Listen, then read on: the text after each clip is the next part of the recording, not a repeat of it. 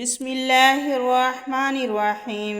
السلام علیکم ورحمۃ اللہ وبرکاتہ۔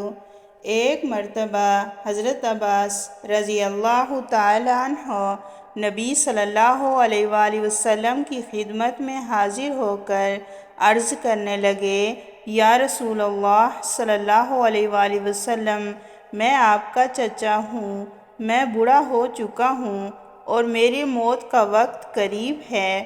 مجھے کوئی ایسی دعا سکھا دیجئے جس کے ذریعے اللہ مجھے نفع عطا فرمائے۔ نبی صلی اللہ علیہ وآلہ وسلم نے فرمایا، اے عباس، آپ واقعی میرے چچا ہیں، لیکن میں اللہ کے معاملے میں آپ کے کسی کام نہیں آ سکتا۔ البتہ آپ اپنے رب سے دنیا و آخرت میں درگزر اور عافیت کی دعا مانگتے رہا کریں۔ یہ بات نبی صلی اللہ علیہ وسلم نے 3 مرتبہ فرمائی۔ پھر حضرت عباس رضی اللہ تعالیٰ عنہ 1 سال بعد دوبارہ آئے، تب بھی نبی صلی اللہ علیہ وسلم نے انہیں یہی تلقین فرمائی۔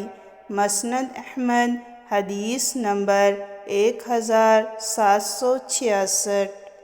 حضرت عباس رضی اللہ تعالیٰ عنہ سے مروی ہے کہ جناب رسول اللہ صلی اللہ علیہ وآلہ وسلم نے ارشاد فرمایا، جب انسان سجدہ کرتا ہے تو اس کے ساتھ 7 ہڈیاں سجدہ کرتی ہیں، چہرہ، دونوں ہاتھ، دونوں پاؤں اور دونوں گھٹنے۔ مسند احمد، حدیث نمبر 1769۔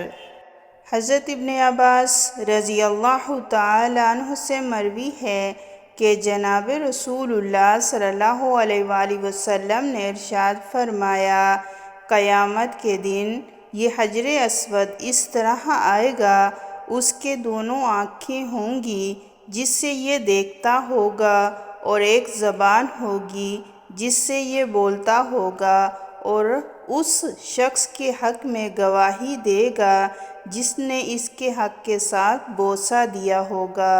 مسند احمد، حدیث نمبر 2215۔